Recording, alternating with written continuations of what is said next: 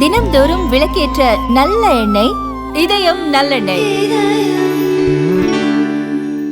இந்தியாவில் இதுவரை இல்லாத அளவுக்கு பண்டிகை கால விற்பனை நடந்துள்ளது.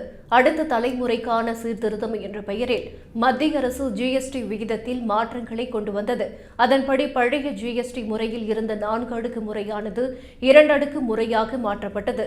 12, 28 ஆகிய விகிதங்கள் நீக்கப்பட்டன. சுமார் 375க்கும் மேற்பட்ட பொருட்களின் விலைகள் 5 மற்றும் 18 விகிதத்திற்கு மாற்றப்பட்டன. புதிய ஜிஎஸ்டி முறையானது செப்டம்பர் 22ஆம் தேதி முதல் அமலுக்கு வந்தது.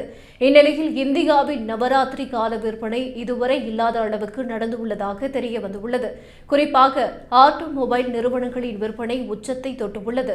மாருதி சுசுகி நிறுவனத்தின் கார்களின் விற்பனையானது சென்ற ஆண்டை ஒப்பிடும்போது 100% அதிகரித்துள்ளது. முதல் நாளிலேயே 30,000 கார்களை மாருதி சுசுகி டெலிவரி செய்துள்ளது. இந்த ஆண்டு இறுதிக்குள் 2 லட்சம் கார்களை டெலிவரி செய்வதற்கு மாருதி சுசுகி நிறுவனம் திட்டமிட்டுள்ளது. மஹிந்திரா நிறுவனத்தின் SUV 700, ஸ்கார்பியோ N ஆகிய மாடல் கார்களின் விற்பனையானது சென்ற ஆண்டை ஒப்பிடும்போது 60% உயர்ந்துள்ளது. ஹுண்டாய் நிறுவனத்தின் SUV மாடல் கார்களின் விற்பனை 72% அதிகரித்துள்ளது. குறிப்பாக கிரெட்டா மற்றும் வென்யூ மாடல் கார்களின் புக்கிங் உச்சத்தை தொட்டுள்ளது. மேலும் எலக்ட்ரானிக் பொருட்களின் விற்பனையும் படுஜோராக நடந்துள்ளது.